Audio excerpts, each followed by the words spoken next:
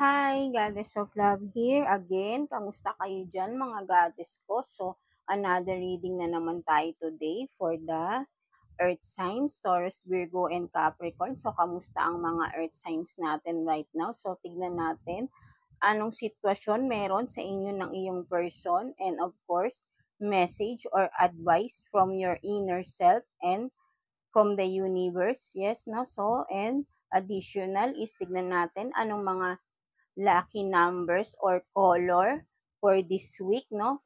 Para sa inyong mga earth signs. So, yan, no? Tignan na natin. So, kuha tayo dito ng 2 cards for you, no? Para sa sitwasyong meron kayo ngayon ng iyong person, no? In separation man or in connection man kayo, no? So, tignan natin. Anong anong anong meron, no? Anong sitwasyon meron sa inyo ng iyong person right now. So, ano ba ito? So, meron dito, I wonder if you are happy without me. So, meaning, in separation na kayo ng person na ito. I mean, earth sign, no? So, I hid who I really am for you, no? So, I think, maybe I think ay meron ditong dalawang senaryo, no, for some of you earth sign, kung sino lang makaka-resonate, no. So with this one, I wonder if you are happy with me. So clearly na kung sino man yung in separation na kayo ay still ay naiisip ka niya and still thinking na kung masaya ka na daw ba na wala na siya sa buhay mo, no, something like that, or ikaw ditong nag-iisip, earth sign, no, kung masaya ba ang person mo na wala ka na sa kanya, no, something like that, no. So I think this person is still have feelings for you, no, ang earth sign, or vice versa tayo rito, no. So yun nga, no, may feelings pa itong tao na ito, no, kung sino man itong person na ito, no. So may separation dito. And the other one is you have this, I hid who I really am for you, from you, no. So I think this person, hindi kayo talagang magkakilala ng matagal, no. So I think maybe for some of you earth sign ay nakilala mo itong person sa isang online, no, online, maybe dating apps o online Facebook, something like that, no. Basta I think ay hindi mo pa to lubusang kilala, no. So that's why kung ano lang yung nakikita mo sa social media is ayun lang din yung pagkakakilala mo sa kanya, no. So meron pa talaga siyang mga tinatago, no. So kasi naman, if sa mga Facebook is hindi naman literally lahat ng nakapost dun is totoo, right, no. So talagang for this is itong tao na to, kung ano man yung mga sinasabi niya sa'yo ay hindi totoo, no, something like that. Kasi I hid who I really am from you, no. So yung pagkakakilala mo sa kanya is hindi yun talaga, no. So hindi, kung ano man yung front na nakikita ng physical, no, physical na nakikita ng mga mata natin is hindi yun ang totoo sa kanya, no.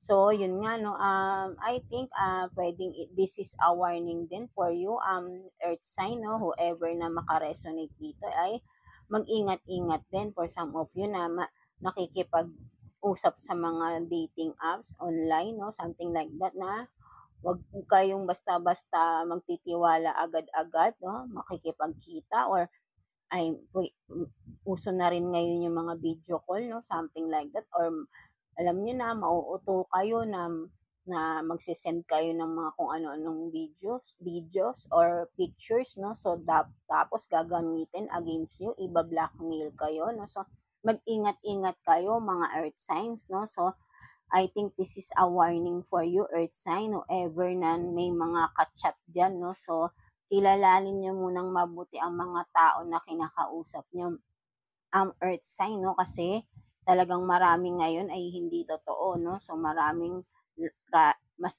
marami din ay ang mga scammer right now, no, yung mga love scam na something like that, no. So inuuto lang kayo para may makuha lang, no, something like that, no. So this is a warning for you earth sign, no. So yeah, so tignan naman natin anong message or advice for you ng iyong inner self, no, earth sign, no. So, kuha din tayo dito ng 2 cards for you, earth signs, no. So, tignan natin anong message or advice sa iyo ng iyong inner self, mga earth signs natin, no. So, tignan natin ano ito. So, you have this watch movie, no. So, and the other one is spend time with animals, no. So, for some of you, maybe sinasabihan kayo ng iyong inner self dito, no, with this cup din, no. So, maybe I connected din to, no.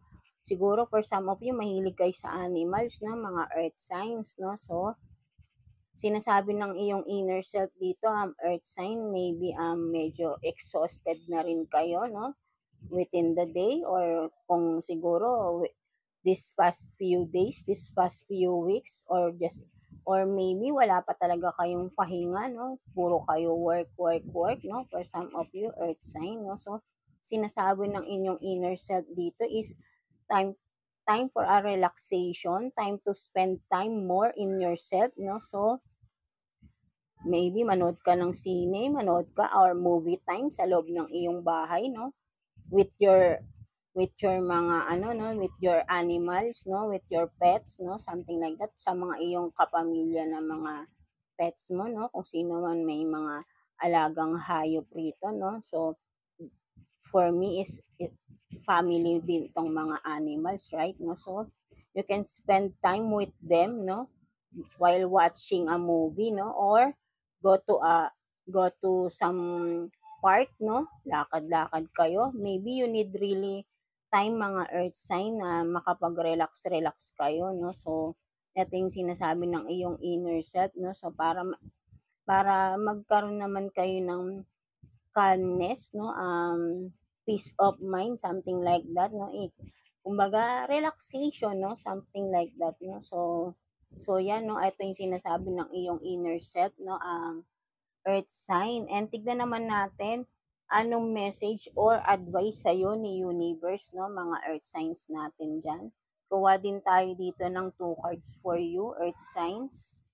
So, let's see anong message or advice for you ni universe, no, earth sign, ni God, no. So, tingnan natin. So, you have this lantern fairy, a clear solution. And the other one is sea beacon, no, fairy. So, ay guidance. But, where will it lead now? So, maybe for some of you, mga earth signs natin, maybe meron kayong mga confusion right now, no?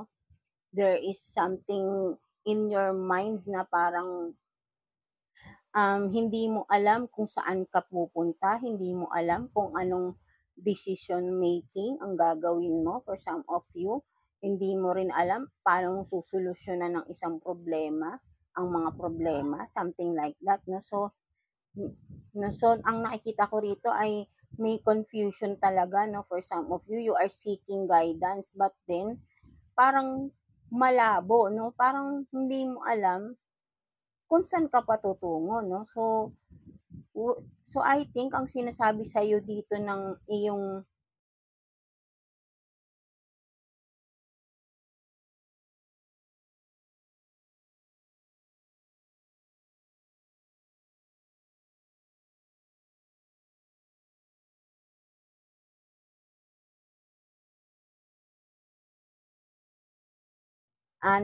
ni universe for you, kasi 'di ba, with this the other card is ito nga, 'di ba? You have the guidance na but then parang feeling mo kasi naliligaw ka pa rin, earth sign, no. So, siguro some of you, kumbaga meron ka ng guidance, 'di ba? Alam mo na kung anong dapat mong gawin, earth sign, no, with this card, makikita mo. But then, nagtatanong ka pa rin, no, but where will I lead now, no? So, parang sinasabi mo pa rin sa sarili mo na parang hindi ka pa rin sure. Even though you have the guidance na to where to go, no? Something like that. Kasi kung makikita mo ito, di ba, may hawak ka ditong lantern, no? Or, di ba, yung ilaw, right, no? But, tapos, meron ka ditong, I don't know kung ito ba ay pakpak mo, something like that, no? So, kasi madilim eh, no? Kumbaga, madilim. Pero, with this light, kung babalik, pa, wait lang ah, kasi 'di ba, where will I lead now? So, may guidance ka, sinasabi ito, kumbaga ito yung guidance mo, no? So, meron dito sa likod mo at meron kang nakikita rito, parang may bahay dito sa likod, no? Kung gagamitin mo maayos itong ilaw, earth sign, itataas mo kasi nakababa yung ilaw mo kaya madilim yung paligid mo eh, 'di ba? Something like that kasi may guidance ka na eh, kaso hindi mo siya makita yung guidance mo kasi nakababa yung ilaw mo, 'di ba? Dapat itaas mo siya. So makikita mo yung path papunta dun sa bahay. Matatanaw mo yung bahay, right? Kumbaga, parang sinasabi sa'yo dito ni universe, you have the guidance, you have the knowledge, earth sign, kung anong dapat mong gawin, no, anong mga, kung may mga, alam ka na with this, 'di ba, itong lantern fairy, 'di ba, kung makikita mo is a clear solution. Kumbaga, this one, ito yung ilaw na nandito eh. Ito yung solution. Kung itataas mo lang din yung ilaw mo pataas, makikita mo tong ilaw na to, ito yun. Ito yung clear solution. Pag nakita mo siya, ay, dun pala ako dapat pumunta. Right? Kasi matatanaw mo yung ilaw. Eh, nakatalikod ka na nga, tapos, nakababa pa yung ilaw mo, no? Something like that. Kumbaga, ang guidance mo dito, yung ilaw, no? Meron ka ng knowledge, earth sign eh. May knowledge ka na. Ang dapat mong gawin, sinasabi sa'yo ni universe, ni God, is gawin mo na. Gamitin mo yung guidance na alam mo. Gamitin mo yung knowledge na alam mo, no? Kasi ikaw lang din ang kaso parang nag-aalangan ka kasing gawin itong kung ano man itong knowledge na alam mo, kung ano man itong nasa isip mo. Nag-aalangan ka lang gawin, parang nagdadahilan ka, earth sign, no, na hindi mo alam kung paano to gawin, even though alam mo sa isip mo. Pero may pag-aalinlangan ka. Maybe you are lacking your self-confidence, no? You are lacking self-confidence, no? Within yourself, earth sign, no? So, maybe, yun nga, literal na, wala kang tiwala sa sarili mo na magagawa mo kung ano man itong bagay na ito, no? So, sinasabi sa'yo ni universe, ang guidance na hinahanap mo ay ikaw din, earth sign, no? So, ang guidance mo ay nasa sayo na. Ikaw na yung guidance. Kailangan mo na lang kumilos para magawa ito. Kasi nga, ikaw na yung ilaw, pero yung ilaw mo, binababa mo. Parang sinasadya mo para hindi mo siya magawa. And then, parang you are giving this, yung vibe na parang nagbubulag-bulagan ka even though na alam mo naman yung path towards dito, right? Dahil meron kang ilaw eh, pero binababa mo lang siya. Sinasadya mo. Kumbaga, nagdadahilan ka, you are reasoning para hindi mo magawa. Kasi nga, you are doubting yourself.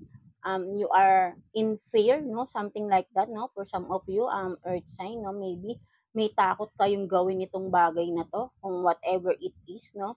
Natatakot kayong mag-step forward, no? Something like that, no? Kasi nga, siguro, maybe sa mga tao na sa paligid nyo, but then, kung maniniwala ka sa sarili mo, earth sign, na kaya mo tong gawin, then, itataas mo to, confidently, itataas mo tong ilaw, para makita mo tong kabilang side, right? 'Di ba? Huwag kang matakot kasi may ilaw ka na eh. Alam mo na yung dapat mong gawin. Kailangan mo na lang is movement, kumilos, no? Something like that, parehas dun sa unang deck mo, movement, no? So, kailangan mo na lang talaga is kumilos, gumalaw, no? Something like that. So, ayun ang sinasabi sa'yo ni universe, ni God, no? So, kung ano man itong mga pinag-iisipan mo na gusto mong gawin pero nag-aalanganan ka, sinasabi sa'yo ni universe na gawin mo because ayun ang makakatulong sa'yo kung ma-enhance mo ang iyong skills mai-improve ang iyong stability, ang iyong life, why not? Take the risk, itaas mo na itong ilaw at tanawin mo na yung kabilang side, pumunta ka na doon. Right? So, para sa'yo din to earth sign, no? So, ayun ang sinasabi sa'yo dito ni universe. So, tignan naman natin anong mga possible numbers na pwede nyong magamit, no, within this week, no, mga earth signs natin. So, kuha tayo dito ng 6 cards for you. Earth signs, Taurus, Virgo, and Capricorn, please. 6 cards o 6 numbers or a color, no, para sa ating mga earth signs, Taurus, Virgo, and Capricorn, please, universe, please. Bigyan nyo po ng 6 cards ang ating mga earth signs, no? So, wait lang. So, kuha tayo ng 6 cards, no? So, yeah. Universe, please. Give them 6 cards here, no? Para sa ating mga earth signs, Taurus, Virgo, and Capricorn, please. Masyadong madami. So, yeah. So, what else? Please, universe, please, Holy Spirit. 3 more cards, please. 3 more cards para sa ating mga earth signs, Taurus, Virgo, and Capricorn, please, universe. So, ang dami naman, no? So, we need 3 cards na lang for you, earth signs, Taurus, Virgo, and Capricorn.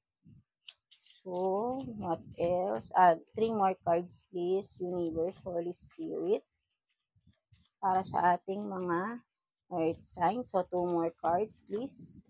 And, again, 1 more card na lang. 1 more card, please. So, yun na, no?